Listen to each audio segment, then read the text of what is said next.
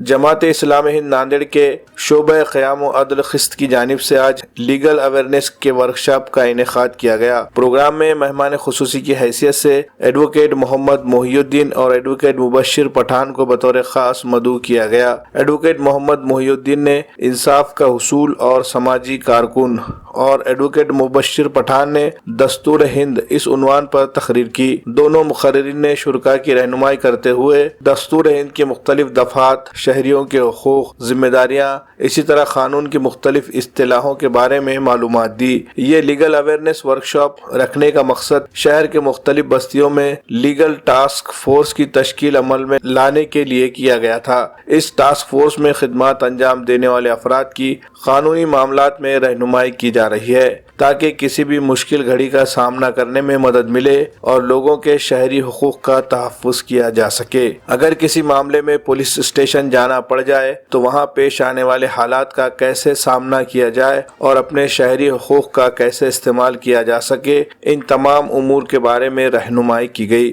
Programme میں شریک افراد نے کسی بھی معاملے میں ہونے والی گرفتاری کے بعد عدالت سے ضمانت حاصل کرنے کے طریقہ کار اور پولیس کسٹڈی میں ہونے والے مظالم سے متعلق سوالات کیے۔ ان کے اطمینان بخش جوابات بھی دیے گئے۔ پروگرام کے اختتام پر امیر مقامی جماعت اسلامی ناندیڑ ریاض الحسن عامر نے جماعت اسلامی ہند کی جانب سے قائم کیے گئے شعبہ قیام و عدل و قسط کے تحت انجام دی جانے والی سرگرمیوں کے بارے میں معلومات دی، جبکہ اس شعبے کے ناظم ابرار دیشمکھ نے پروگرام میں حصہ لینے والے مہمان، مقررین اور شرکاء کا شکریہ ادا کیا اور افتتاحی کلمات کے تحت پروگرام کے انعقاد کے مقصد کو واضح کیا۔ پروگرام کی نظامت یاسر نواب نے بہترین انداز میں کی۔ اسی طرح شہر کے مختلف مقامات سے کثیر تعداد میں لوگوں نے شرکت کی۔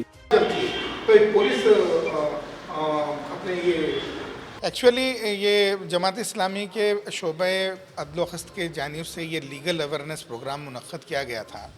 اصل میں یہ جو سوشل ایکٹیویٹیز، سماجی کارکن جب سماج میں ناانصافی کے خلاف جب کام کرتے ہیں تو انہیں مختلف مسائل کا سامنا کرنا پڑتا ہے، تو ان کی ایک قانونی تربیت ہونا ضروری ہے۔ ان کو جو مختلف قانون کے ٹرمینالوجی اور اصطلاحات ہیں اور جو بنیادی معلومات ہیں، ان کی تربیت سازی اگر نہ ہو تو وہ لوگ جب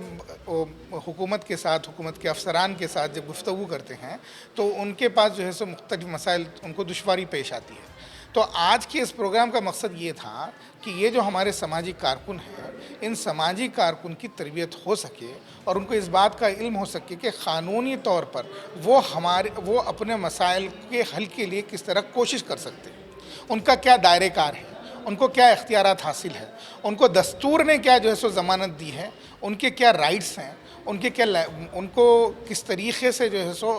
حکومت کے سامنے اپنی بات پیش کرنی چاہیے۔ کانسٹیٹیوشن جو ہے ہمارے ہندوستان کے شہریوں کو آزادی سے جینے کے رائٹس دیتا ہے، جس میں فنڈامنٹل رائٹس ہے۔ فنڈامنٹل رائٹس کے علاوہ اسٹیٹ کے ڈائریکٹو پرنسپلز بھی ہیں کہ ہندوستان کو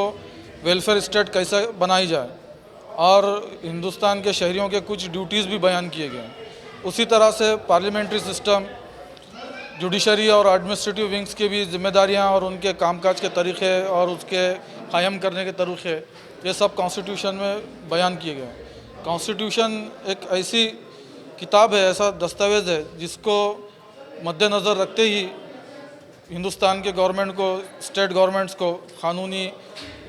پیچیدگیاں ہیں سالو کرنے کی ضرورت ہے، اور جو بھی کانسٹیٹیوشن کے اگینسٹ میں قانون بنتے ہیں انہیں